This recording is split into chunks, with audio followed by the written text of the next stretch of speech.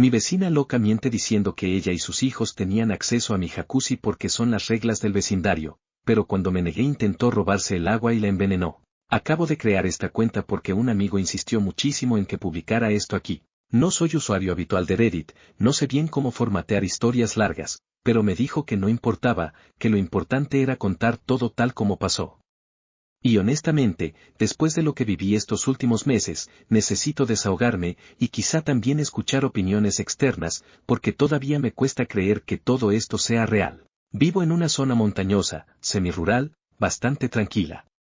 Es de esos lugares donde todos se conocen, donde la gente se saluda al pasar y donde uno espera que los problemas sean cosas menores, un árbol que invade el terreno del vecino, un perro que ladra demasiado, ese tipo de cosas. Jamás imaginé que terminaría viviendo una pesadilla vecinal digna de una serie. Mi propiedad es relativamente grande. Tiene una casa principal y una casita al frente, separada por un pequeño patio. La razón principal por la que compré este lugar, además del paisaje, es que en esta zona hay manantiales termales naturales. Muchos propietarios los canalizan hacia el interior de sus casas, otros construyen pequeñas pozas o jacuzzis alrededor.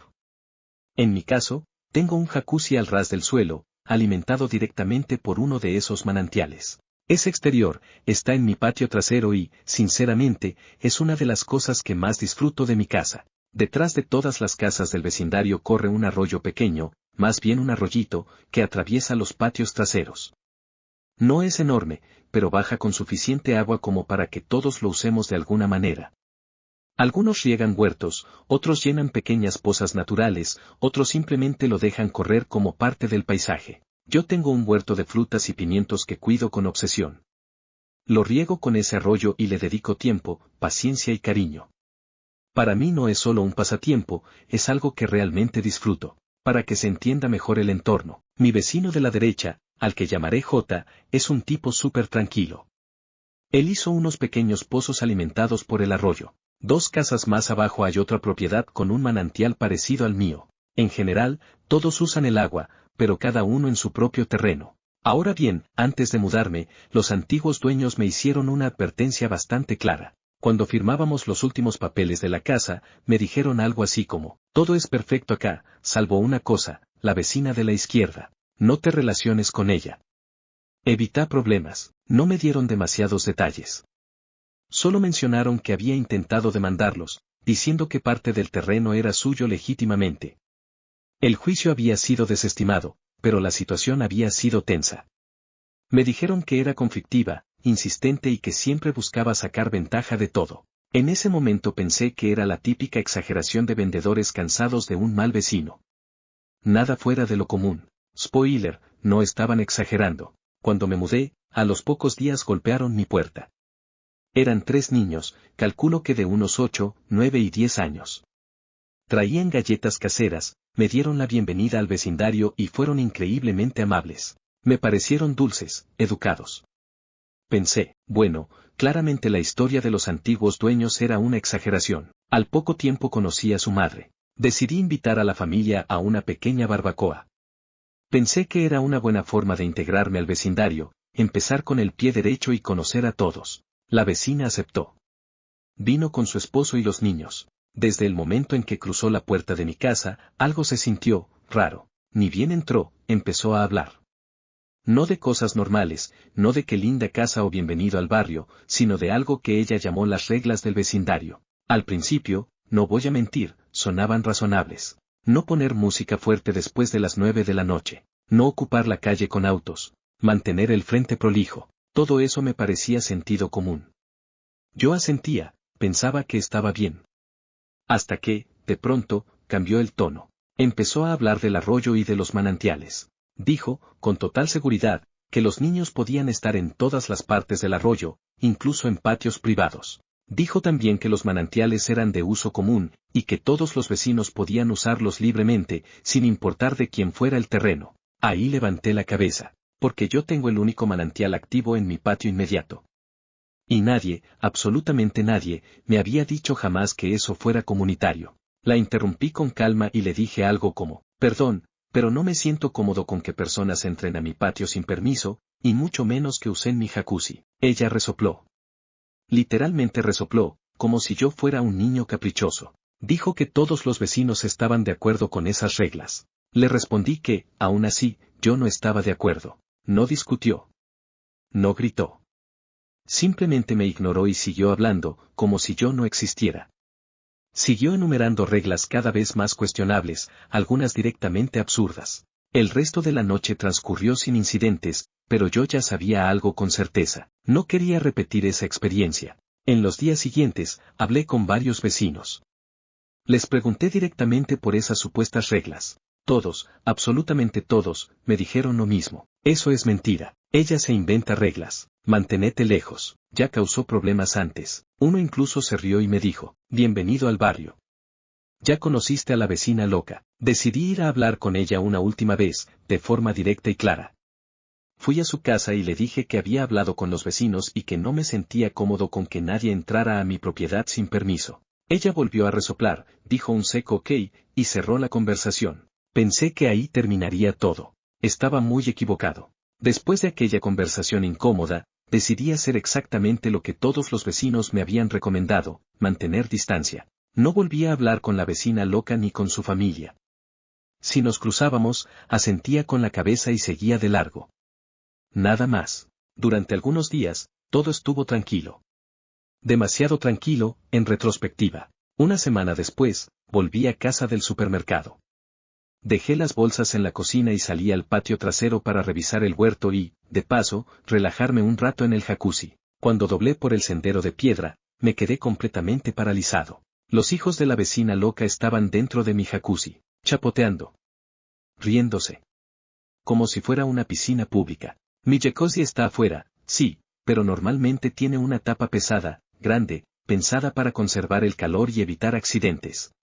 No es algo que dos niños pequeños puedan levantar fácilmente. Eso fue lo primero que me llamó la atención, y lo segundo fue el miedo. Porque no importa lo molesto que me pareciera, tener niños ajenos en una piscina o jacuzzi es una responsabilidad enorme.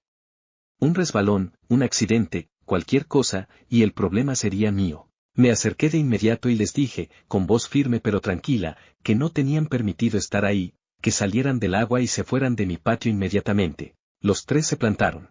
El mayor me miró directamente y me dijo algo que todavía me da bronca recordar. Mi mamá dijo que esto es nuestro.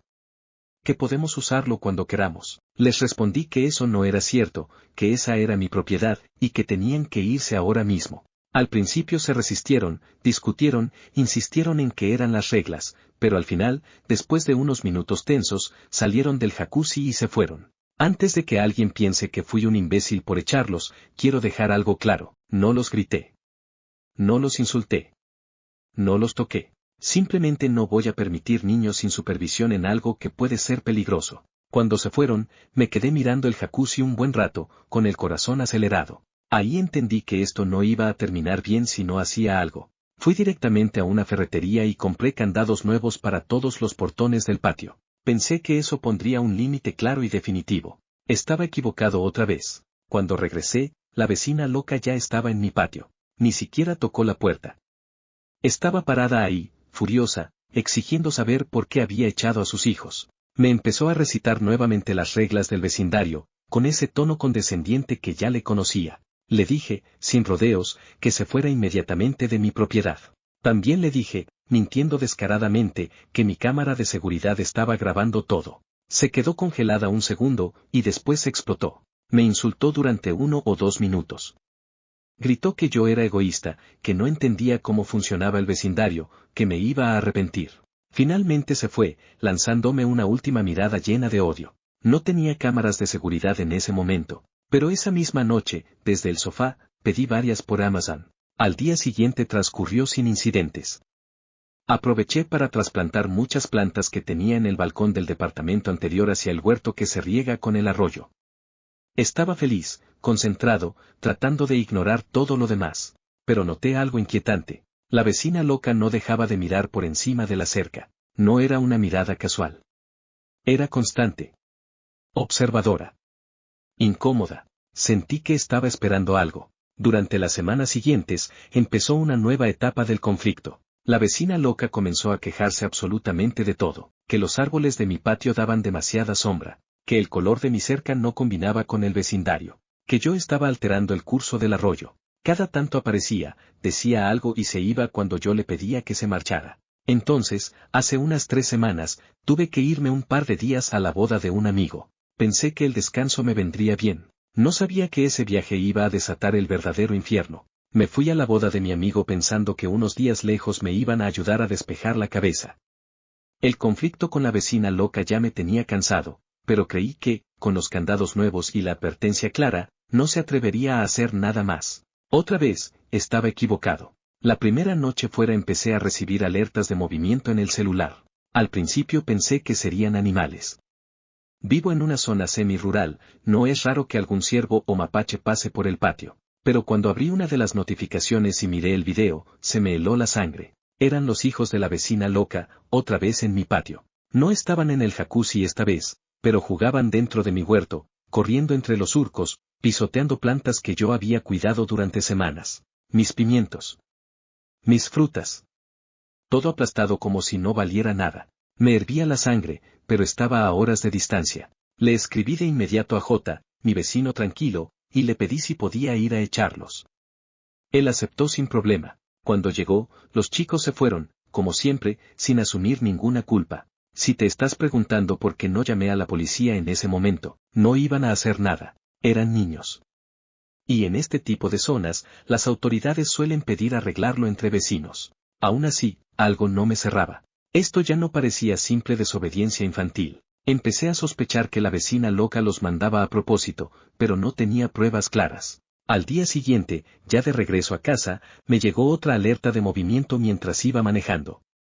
No la miré de inmediato porque estaba conduciendo. Paré a cargar gasolina y ahí sí revisé. Lo que vi hizo que se me revolviera el estómago. En el video aparecía la vecina loca, parada en mi patio, dándole instrucciones a un equipo de plomería. Habían abierto uno de mis portones y estaban instalando tuberías que salían directamente de mi manantial termal, rumbo a su patio. No lo podía creer. Hice que el sistema guardara todo el metraje. Llamé a J de inmediato. Él fue a hablar con los trabajadores y les dijo que no tenían permiso, que esa no era su propiedad. La respuesta: no es nuestra casa, señora.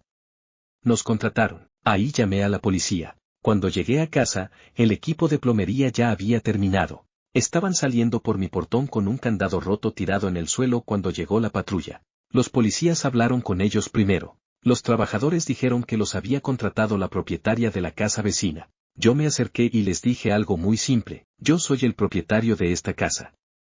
No contraté a nadie. Se quedaron confundidos. Entramos al patio con la policía y, sin pensarlo demasiado, agarré una palanca y empecé a arrancar la tubería suelta que habían dejado. No estaba enterrada del todo todavía. Ahí apareció la vecina loca. Asomó la cabeza por encima de la cerca y empezó a gritar como si estuviera en un teatro, que estaba destruyendo propiedad privada, que me iba a demandar, que tenía un contrato firmado conmigo. La policía se giró hacia ella. La vecina loca entonces sacó unos papeles y los agitó en el aire. Dijo que era un contrato donde yo aceptaba venderle agua de mi manantial a cambio de un pago mensual. No me dejó verlo. No me lo quiso entregar. Solo lo agitaba desde su lado de la cerca. Los policías se miraron entre ellos, claramente incómodos. Al final, me dijeron que no siguiera destruyendo la tubería hasta que el tema legal se aclarara, y se fueron. En cuanto se fueron, arranqué el pequeño tubo que conectaba directamente con el manantial. Desde el otro lado de la cerca, la vecina loca me gritó: nos veremos en los tribunales. Esa misma noche llamé a mi abogada. Cuando le expliqué todo, se rió con incredulidad. Me dijo que no existía ningún contrato válido, que ella no reconocía mi firma y que, si realmente existía un papel, sería muy fácil demostrar que estaba falsificado, o que ni siquiera había acuerdo alguno. Todavía no me llegó ninguna notificación legal por parte del abogado de la vecina loca, pero sé que es solo cuestión de tiempo. Mientras tanto, admito que hice algo mezquino. Me senté en mi jacuzzi durante largos baños, hablando en voz alta sobre lo mucho que me encantaba mi manantial, lo relajante que era, lo afortunado que me sentía. Desde el otro lado de la cerca se escuchaban gruñidos de furia. No me enorgullece, pero tampoco me arrepiento. Pensé que ahí terminaría todo. Entonces mi huerto empezó a morir. Al principio pensé que estaba exagerando. Mi huerto empezó a verse raro apenas unos días después del episodio de las tuberías. Las hojas de las plantas se veían apagadas, como sin vida. Algunos pimientos se marchitaban demasiado rápido, de una forma que no coincidía con ninguna plaga que yo conociera. Regaba igual que siempre. El clima no había cambiado. El suelo estaba bien, pero algo no estaba bien. Con el correr de los días, el deterioro se volvió imposible de ignorar. Las plantas más cercanas al arroyo eran las que peor estaban. No era un marchitamiento gradual. Era rápido, agresivo, casi como si alguien hubiera tirado algo que las estuviera quemando desde adentro. Una tarde escuché ruido en el patio de la vecina loca.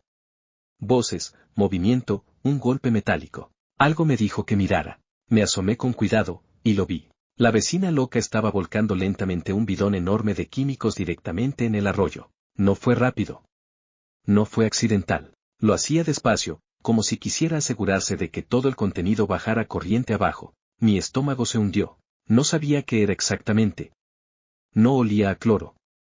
No olía fuerte, pero definitivamente no era agua. Lo único que sabía era que el arroyo alimenta mi huerto, y también las pequeñas pozas naturales donde algunas personas del vecindario se bañan. No lo pensé demasiado. Llamé a J de inmediato y le dije que no usara el agua, que avisara a otros vecinos. Algunos ya estaban sospechando porque sus plantas también se veían raras. Desde ese momento no comí ni una fruta ni un solo pimiento de mi huerto. Tenía miedo de enfermarme. Sabía que necesitaba pruebas, pero también sabía que no podía simplemente acusarla sin algo concreto. Esa noche me puse a investigar sobre grabaciones. Por lo que encontré, mi estado no es de consentimiento de 2 partes para video, al menos según los documentos que pude leer.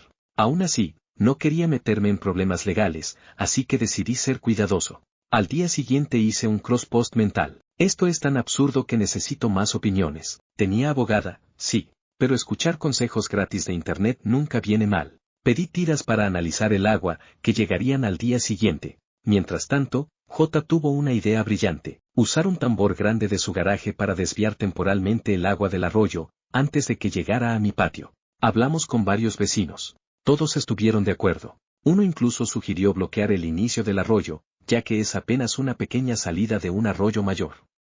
Nada grande. Algo que se podía hacer de forma temporal y sin dañar nada. Esa misma noche, los hijos de unos vecinos amables improvisaron una pequeña represa con tablones, ramas y piedras. Todavía corría un hilito de agua, pero se absorbía en el suelo antes de llegar a la casa de la vecina loca. El tambor de J al final no hizo falta. Aún así, la tensión se podía cortar con cuchillo. Al día siguiente fui a comprar pruebas de pH y oxígeno disuelto en una tienda a unos 10 minutos. No entendía del todo cómo encajaba lo del oxígeno, pero quería medir todo lo posible. Cuando hice las pruebas, los resultados fueron claros. El pH del agua después de pasar por la casa de la vecina loca era 0,9 más bajo. Los nitratos estaban un poco más altos. El oxígeno disuelto era significativamente menor.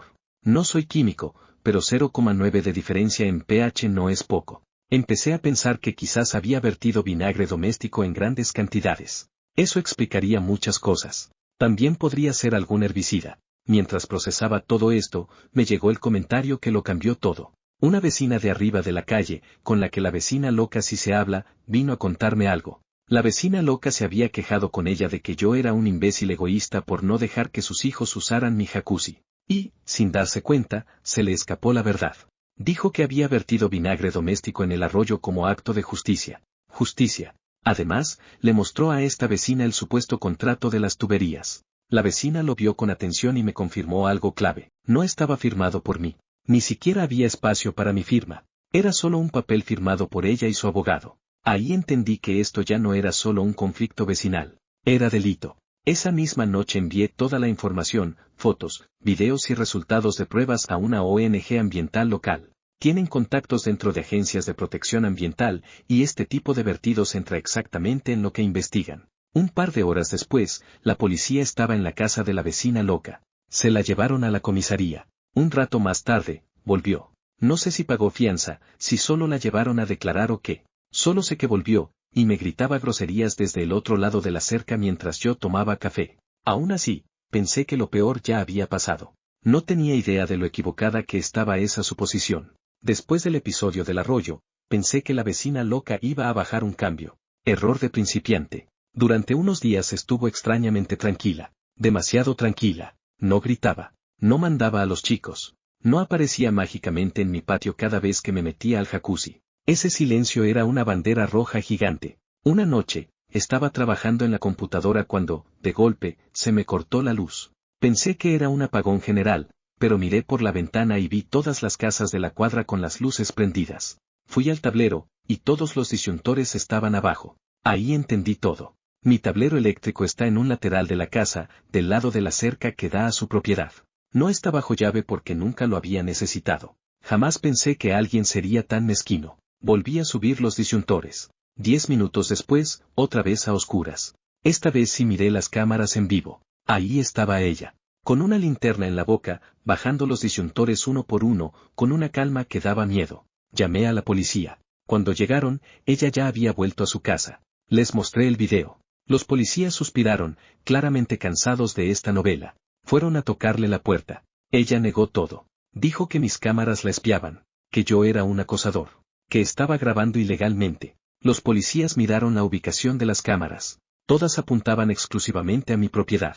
Le dijeron que no tocara nada que no fuera suyo. Le advirtieron que la próxima vez habría consecuencias. Cuando se fueron, me quedé mirando el tablero eléctrico como si fuera un enemigo personal. Esa misma noche mandé a poner una caja metálica con llave. No iba a pasar otra vez. Pensé que con eso se había terminado. No. Al día siguiente me encontré con carteles pegados en los postes del barrio. Decían cosas como, cuidado, propietario roba agua del arroyo, vecino contaminador, peligro sanitario. Tenían mi dirección. Algunos vecinos ya sabían que era mentira. Otros me miraban raro. Ahí fue cuando decidí que no iba a jugar sucio, pero tampoco iba a dejarla ganar. Mi venganza iba a ser 100% legal. Primero, hablé con mi abogada. Me dijo que todo esto era acoso documentado y que siguiera juntando pruebas. Después, hice algo simple pero efectivo. Mandé a imprimir mis propios carteles, prolijos, claros, sin insultos. Decían, agua del arroyo en investigación ambiental oficial.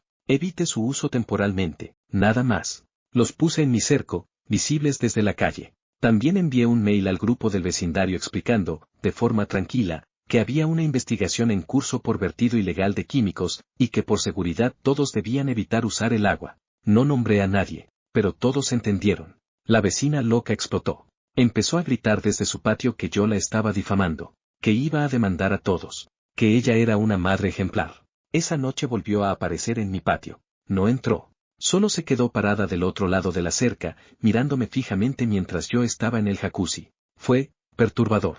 No dijo una palabra. Solo miraba. A la mañana siguiente encontré huevos rotos contra la pared de mi casa. Y una nota escrita a mano que decía, esto no terminó. Respiré hondo. Si esto no había terminado, entonces yo tampoco. Después de la nota amenazante, dejé de sentir miedo y empecé a sentir claridad.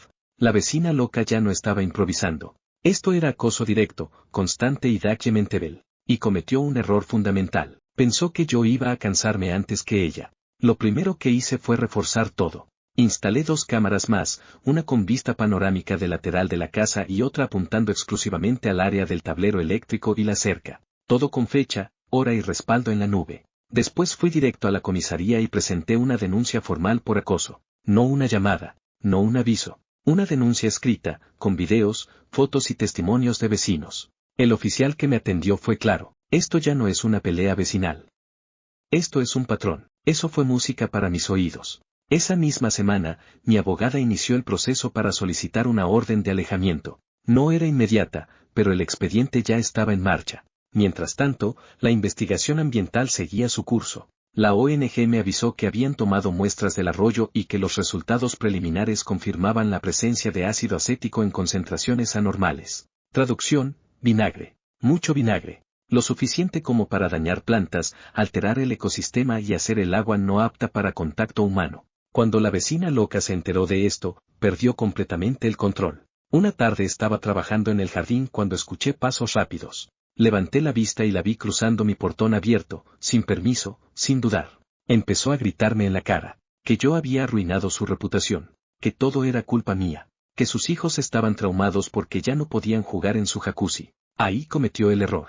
Todo quedó grabado. Se acercó demasiado. Invadió mi espacio personal. Me empujó con el hombro. No fuerte, pero suficiente. Yo no respondí. No la toqué. Solo dije una frase. Aléjese de mi propiedad. 3 veces. Todo quedó en video. Audio perfecto. Llamé a la policía mientras ella seguía gritando. Cuando llegaron, intentó cambiar la historia. Dijo que yo la había provocado. Que yo la había empujado primero. Pero el video hablaba solo. La sacaron esposada. Esa vez no volvió a las 2 horas. Pasó la noche detenida. Al día siguiente, mi abogada me llamó temprano. La orden de alejamiento fue aprobada de forma provisional. Tenía que mantenerse a cierta distancia de mí y de mi propiedad.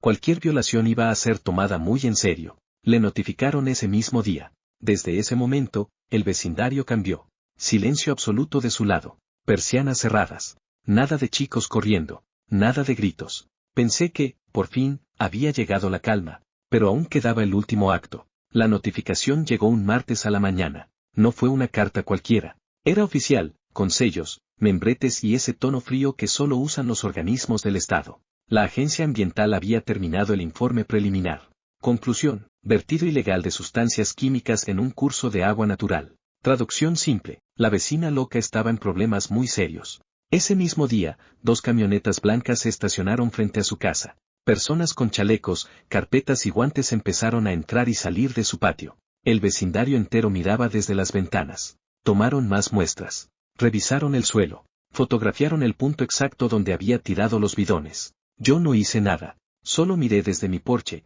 café en mano. Al mediodía llegó otro auto. Este no tenía logos ambientales. Era un abogado. Lo reconocí porque había visto su cara antes, en uno de los papeles que la vecina loca había agitado diciendo que era mi contrato. Habló con ella en la entrada durante casi 1 hora. Gesticulaban. Él negaba con la cabeza. Ella gritaba. En un momento, el abogado se fue, sin saludar. Esa misma tarde, empezaron a llegar los rumores. Una vecina vino a contarme que la multa inicial superaba los 5 dígitos. Otra me dijo que el abogado ambiental le había explicado que, si el arroyo tardaba en recuperarse, podrían sumarse cargos adicionales. Y todavía estaba el tema del acoso. La orden de alejamiento seguía vigente. A los pocos días, la vi por primera vez desde lejos. Estaba en su patio trasero, con el teléfono en la mano, llorando. No gritaba, no insultaba, solo lloraba. No voy a mentir, no sentí lástima. Sentí alivio. Porque durante semanas yo había vivido en alerta constante. Cámaras, mensajes, amenazas. Ahora era ella la que estaba acorralada por la realidad. Una tarde recibí una llamada inesperada. Era su esposo. No sabía ni que existía. Resulta que había estado trabajando fuera del estado todo este tiempo. Me pidió disculpas. Me dijo que no sabía nada del jacuzzi, ni del arroyo, ni de los bidones. Que había llegado y se había encontrado con inspectores, multas y una orden judicial. Me pidió algo concreto, si estaba dispuesto a no seguir escalando el conflicto. Le dije la verdad. Yo no estaba escalando nada. Solo estaba defendiendo mi propiedad y mi salud. Y que todo lo que estaba pasando era consecuencia directa de sus decisiones. No volvió a llamar. A la semana, pasó algo simbólico. Los carteles difamatorios desaparecieron. Uno por uno. Nunca supe quién los sacó. Pero no volvieron a aparecer. El agua del arroyo empezó, lentamente, a normalizarse. Las pruebas mostraban mejoras. Mi huerto, no se salvó todo, pero algunas plantas lograron recuperarse. Pensé que ese era el cierre. Me equivoqué otra vez. Durante casi 2 semanas, la vecina loca se comportó. Nada de gritos. Nada de insultos. Nada de intentos de entrar a mi propiedad. El vecindario respiraba tranquilo. Yo también.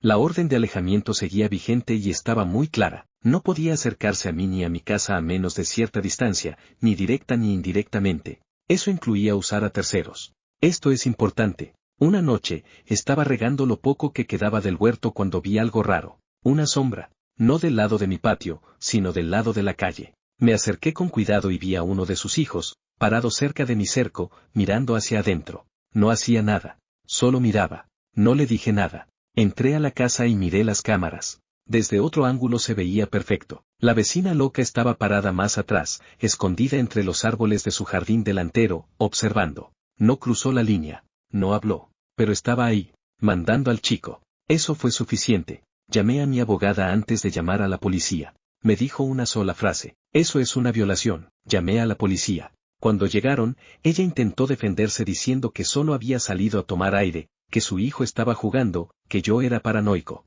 Otra vez, el video. La policía fue clara. La orden decía que no podía contactarme ni vigilar mi propiedad, ni directa ni indirectamente. Se la llevaron otra vez. Esta vez el tono fue distinto. No hubo gritos. No hubo discusión. Solo cansancio. Al día siguiente me llegó la notificación judicial. La orden de alejamiento se extendía. Las condiciones se endurecían. Y cualquier nueva violación implicaría consecuencias penales reales. El vecindario ya no dudaba. Algunos vecinos empezaron a saludarme con sonrisas cómplices. Otros me dijeron, sin rodeos, que siempre habían sabido que ella estaba mal. Una semana después, ocurrió el último giro. Un camión de mudanza se estacionó frente a su casa. Cajas, muebles, silencio. Los chicos no jugaban. Ella no gritaba. Se fueron un viernes por la tarde, sin despedirse, sin mirarme. El arroyo quedó en calma. El barrio volvió a ser un barrio. Pensé que esa era la verdadera conclusión. Raro ama los epílogos.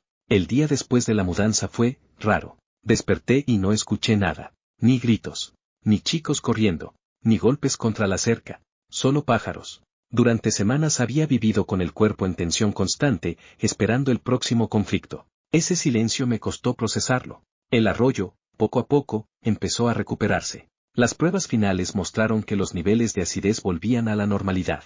La ONG ambiental cerró su informe con una conclusión clara. El ecosistema se estaba regenerando. Legalmente, el caso no terminó de un día para otro. La vecina loca enfrentó multas ambientales elevadas, costos de remediación del suelo, un antecedente por violar una orden de alejamiento, y una causa abierta por acoso. No hubo cárcel larga, pero sí consecuencias reales. Mi abogada me dijo algo que se me quedó grabado. A veces la justicia no es espectacular, pero es persistente. Con el tiempo, reparé el huerto. No volví a plantar todo de golpe. Aprendí a ser paciente. El jacuzzi sigue ahí, pero ya no lo uso como antes. No porque tenga miedo, sino porque cada vez que entro, recuerdo todo lo que pasó. Ese jacuzzi dejó de ser solo un lujo. Se convirtió en un símbolo de límites, de no ceder ante gente que confunde convivencia con abuso, de documentar todo. Si algo aprendí de esta historia es esto: nunca subestimes a un vecino problemático. Y nunca asumas que el sentido común es compartido por todos.